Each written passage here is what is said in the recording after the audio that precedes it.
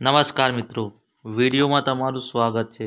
તો મિત્રો, વિક્રમ ઠાકોરને તો તમે બધા જાણતા હશો। તો મિત્રો, વિક્રમ ઠાકોરની એક જબરજસ્ત અને જોરદાર ફિલ્મ આવી રહી છે। મિત્રો, આ ફિલ્મનું નામ છે ભોળાનો ભગવાન।